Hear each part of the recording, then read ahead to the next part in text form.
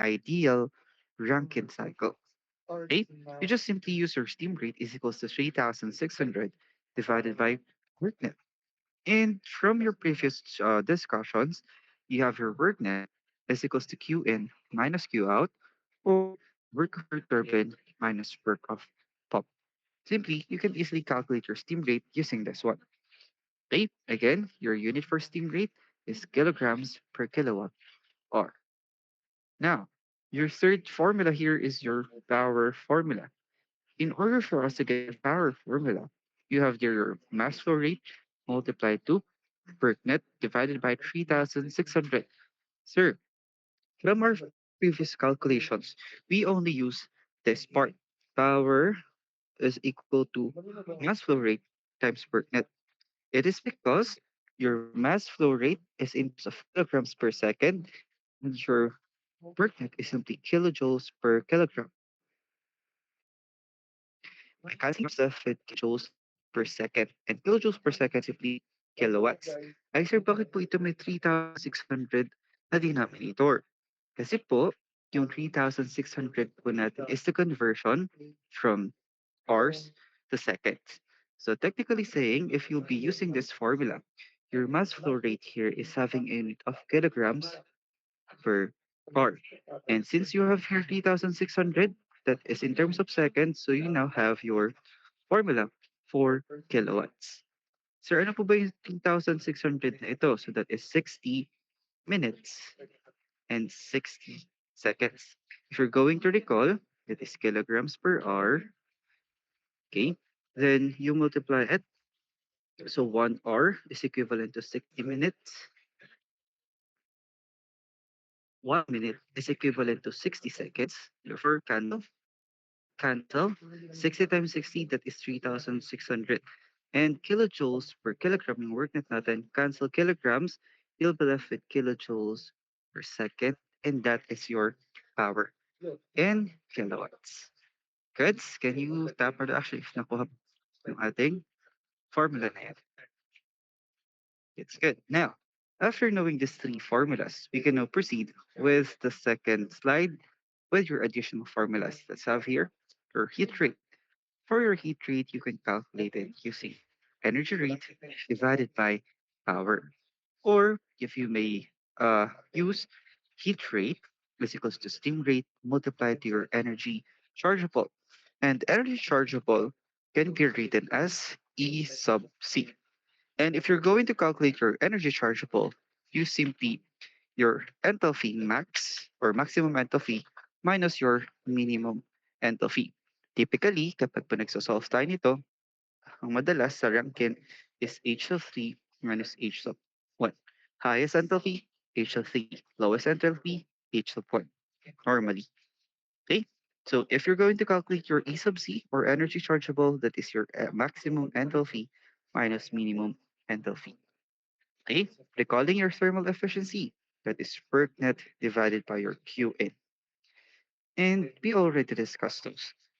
Okay? There is a relationship with heat rate and thermal efficiency. So if na-compute mo na ito, you can also calculate your heat rate using this formula. That is thermal efficiency is equals to 3,600 divided by your heat rate. And those are the formulas that you must remember if you're going to calculate a Rankine cycle, specifically ideal Rankine cycle. Kids, can you tap your reaction pa if nasundan itong discussion with your additional formulas for ideal Rankine cycle?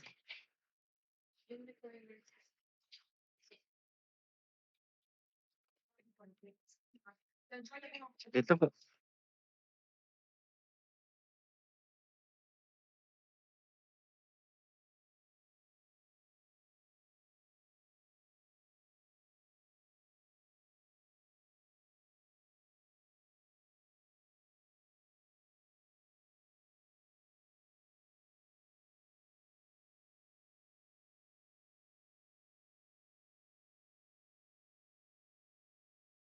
Okay. Now, after knowing your ideal Rankine cycle additional formulas, let's now move with your actual Rankine cycle analysis. Okay. So here are some of the formulas for your actual Rankine cycle analysis. Let's try to recall your efficiencies. So for pump efficiency, sabi po earlier, is PIA. That is pump efficiency is equals to ideal work over actual work. Well, for turbine efficiency, you simply recall TAI. That is actual work divided by your ideal work. Okay? So after knowing or after recalling this pump and turbine efficiencies, we can also calculate your turbine losses and your pump losses. So to calculate your turbine losses, you can try to use your turbine efficiency is equals to 1 minus h sub 2 all over h sub 1 minus h sub 2 prime. While for pump losses, you can try to use pump efficiency or your so-called mechanical efficiency is equals to h of 4 minus h of 3 all over h of 4 prime minus h sub 3. And yun po yung formulas natin for the losses. Okay, now, after knowing your pump efficiency, turbine efficiency, as well as the pump losses and turbine losses, we can now move with your turbo generator. For your turbo generator, meron po tayong tinatawag na apat na work. And those are ideal work, indicated or actual fluid work, brake work, and your combined work. Sir, sa dami niyo po na sinasabi, pwede niyo po bang ibigay yung copy ng presentation later? Yes, I'll be giving it with you together with the sample problems na isa-solve po ninyo on your own. Okay, so here is your turbo generator. I have here my ideal work. This is with subscript, sorry, with representation or represented by W. Your ideal work is simply your work of turbine without your actual enthalpy. So simply, if you're going to calculate your ideal work, you simply use h of 3 minus h of 4. So this ideal work is simply done by the steam during reversible adiabatic expansion process in turbine. Okay, so pagka po turbo generator, this is connected with turbine. Turbine to generator connection. Okay, now let's move with your indicated or actual fluid work. This is W sub I or W prime. And sabi niyo, sir, kapag po may prime, this is your actual value. Okay? So meaning, in an indicated or actual fluid work, you are now considering the efficiency, specifically your turbine efficiency. So by description, the indicated or actual fluid work or work done by the steam during irreversible adiabatic or polytropic expansion and turbine. Okay, after knowing this first two, now let's have your last two. This is your brake work or W sub P. This is the usual work that is available work at the engine shaft. Lastly, your combined work. For your combined work, this is the electrical energy available at generator outlet, represented by W sub K. Sir, if I may ask, ito po ba is kinocompute namin sa mga problems? Yes. Lahat po ba sila? Not all, but it depends on the problem. If now, after knowing these turbo generators, let's have the formulas in each. Let's start with the thermal efficiencies. Okay? These thermal efficiencies are divided into four. It could be ideal, indicated, brake, or combined thermal efficiencies. Let's start with your ideal thermal efficiency. That is the work of turbine divided by energy chargeable. For indicated or actual fluid work, thermal efficiency, that is indicated work divided by energy chargeable. For brake thermal efficiency, that is brake work divided by energy chargeable. And for combined work or combined thermal efficiency, that is combined work divided by energy chargeable. Sir, do I need to memorize all of it? No. Just be familiar. Kasi po, yung formulas na ito is halos nagpapaulit-ulit. So if you do know kung ano yung hinahanap or ano yung binigay sa atin, madali niyo po malalaman kung ano yung hahanapin. For example, you are given brake work and pinapahanap po si brake thermal efficiency. You simply have the thermal efficiency formula, which is divided by energy chargeable. Lahat naman po sila energy chargeable yung nasa ilalim, ang nagbabago lang ay yung nasa itaas. Okay po, so now we are familiar with thermal efficiencies. Let's now move with your heat rate. Sorry, steam rate. For your steam rate, you have four formulas. Ideal steam rate was equals to 3,600 divided by the work of your turbine. Indicated steam rate, that is 3,600 divided by your indicated work. Break steam rate, that is 3,600 divided by break work. And lastly, your combined steam rate is simply 3,600 divided by your combined. Goods with the first two, your thermal efficiencies and steam rate, can you tap a reaction if nasusundan pa ba? Medyo mabilis po bang, sir? So, i-share ko po ito sa inyo. So, yun naman pong formula natin ito talaga is paulit-ulit lang. Okay, nagbabago-bago lang yung isang component dun sa equation. So, after knowing your thermal efficiency and steam rate, we also do have your engine efficiencies. Sir, is there a difference between thermal and engine efficiencies? Yes po. And thermal efficiency is the thermal link. Ibig sabihin po, is link po siya dun sa temperature used dun sa ating system. Kumbaga po ay pagtaas at pagbaba ng energy or heat being transferred. While engine efficiency focus solely on the engine itself. Okay? If you're asked to compute for the indicated engine efficiency, you use your formula indicated work divided by work of your turbine. Okay? Brake engine efficiency, that is brake work divided by turbine work. Combined engine efficiency, that is combined work divided by work of your turbine. So as you may see, this first three is almost having the same formula. Divided all by your work of turbine. Now, your turbine or engine mechanical efficiency, you have your brake work divided by indicated work. While for generator efficiency, that is combined work divided by brake work. And those are the engine efficiencies that you must be familiar with.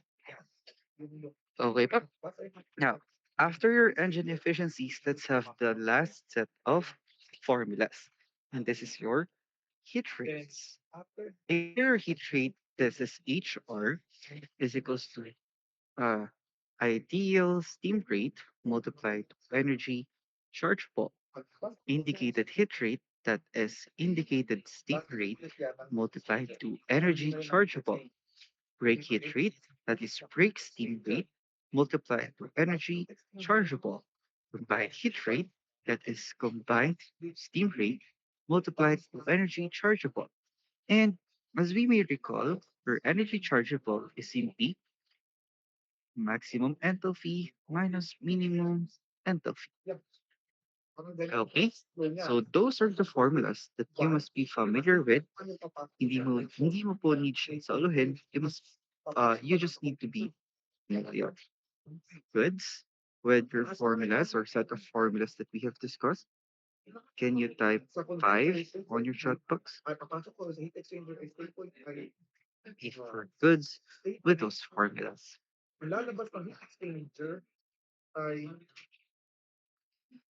Baka po bigla kayong magtanong. Hindi pa ako magtatanong.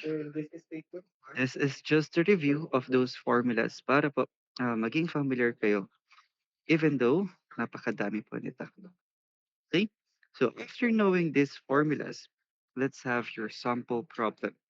Okay, so this sample problem, I'll be leaving it with you. You answer it, and then you try to check your solution with Lupi. Okay? Po, discussion nung solution nito, I'll be uploading it para if ever na nalilito kayo again with your calculation, pwede po siya panoorin or mabalikan. Okay? So, that will be uploaded maybe later this week para po mapanood ninyo yung mga solution if ever na nalilito. Let me read your problem here. So steam at 5.2 megapascal, 400 degrees Celsius expands in a Rankine turbine to 0.036 megapascal. for 136 kilogram per second of steam.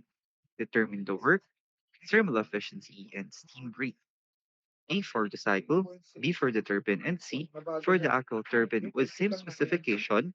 The brake steam rate is 4.80 kilogram per kilowatt hour, and the driven electric releases efficiency 3%. Find the brake thermal efficiency, brake engine efficiency, combined work, and the quality or temperature of the actual exhaust steam. So please solve this one on your end, and then you answer it in this format. Gaya ng gagawin natin sa mga problem sets po natin, as well as sa exam. You have your summarizations, your assumptions, your analysis, and your proper solution. Kids, nakuha pa ba kung ano po yung gagawin natin as or the activity that I'll be living with you this afternoon? Sir, i-upload po ba yung solution namin? Hindi naman po. So I'm just thinking na you use the time to review this sample problem. If kaya nyo itong sagutan, there's a high chance that you could pass your midterm exam. Diba? It's good. Now, after answering that, this is the last part of our discussion.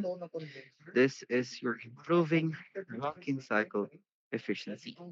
So, if you may notice, the calculated thermal efficiencies of a Rankine cycle falls between 30% to 40%. Okay? If nagsasolve po tayo ng mga thermal efficiency, yung ganito po yung ating formula, work net over Q in, ang madalas pong sagot natin is nagpo-fall between 30% to 40%. And that is for Rankine cycle only. So, ibig sabihin, mas mataas yung input natin kesa sa output. Okay? Kapag mas mataas yung input natin, medyo lugi tayo doon. Ibig sabihin, mas madami tayong binigay, pero kakunti yung nakukuha natin. And for us to have a higher cycle efficiency, we do have the improvements na ginawa sa Rankine cycle. Okay? And let me first read this description. So the basic idea behind all the modifications to increase the thermal efficiency of a power cycle is the same. Una, increase the average temperature at which heat is transferred by working fluid in the boiler. Ang unang-unang iisipin para mapataas, what if itaas ko na lang yung temperature dun sa boiler para mas madami or mas maganda yung steam na magamit ng ating turbine. Dadami yung output natin. Or you may try to decrease the average temperature at which heat is rejected from the working fluid in the condenser. Pero ibaba na lang natin yung temperature para mas kakunti yung maging trabaho ng condenser. Mas maliit ang, mas mataas yung, ah, mas mababa yung magiging work natin doon. Pero mataas yung efficiency. Okay? So for us to have the improved Rankine cycle efficiency, nag-come up ang ating mga engineers ng tatlong ways. And the first one is the lowering the condenser pressure. Second is superheating the steam to high temperatures. And the third one is increasing the boiler pressure. So tingnan natin, ano ba yung ginagawa talaga dito sa unang ginawa? This is lowering the condenser pressure. Where does your condenser goes? To the process or to what? If you're going to lower the condenser pressure, ibig sabihin nun, mas matagal na gagamitin ng turbine natin yung steam. Mas matagal na ginamit, mas madaming work. Okay? So lowering the condenser pressure in a Rankine cycle reduces the temperature at which steam condenses. This lower condensation temperature means heat is rejected at a lower level, which slightly increases the network output and therefore improves the cycle's thermal efficiency. So from this point, magkakaroon tayo ng actual value of your pressure or enthalpies here kung saan mas mababa po yung value.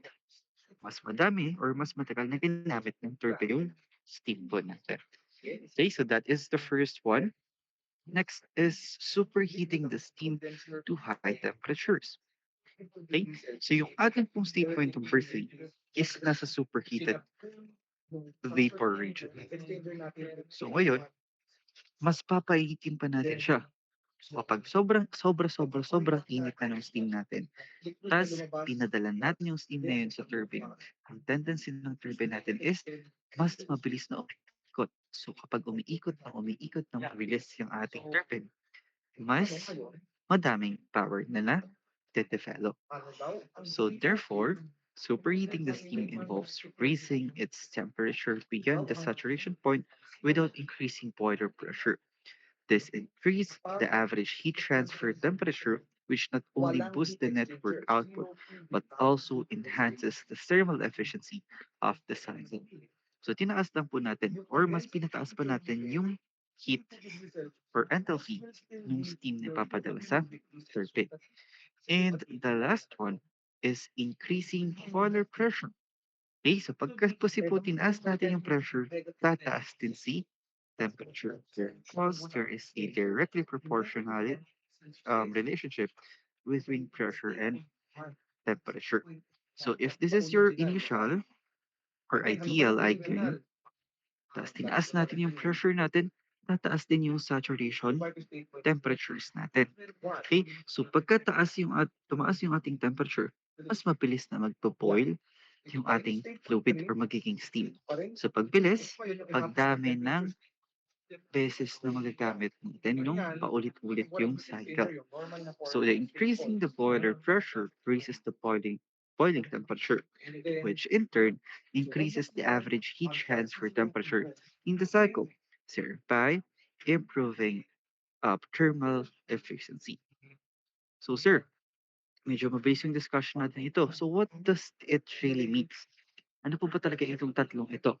So this three is the idea behind of what we will be discussing on your chapter 4 and 5. And those are the improving ways for your Rankine cycle efficiency.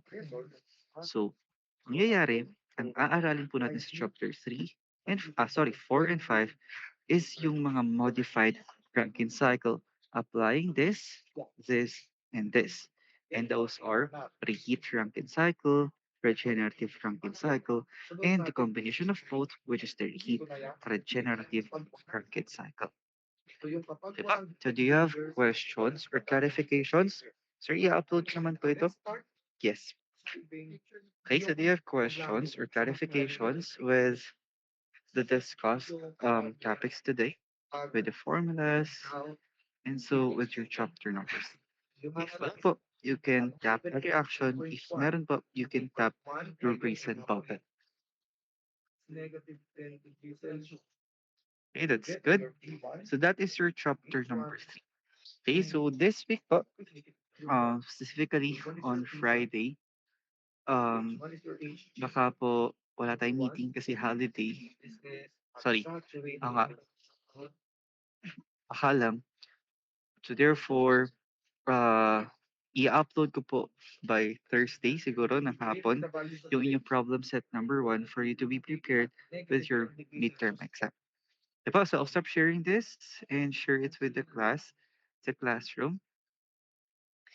Then I may kindly ask everyone to open their camera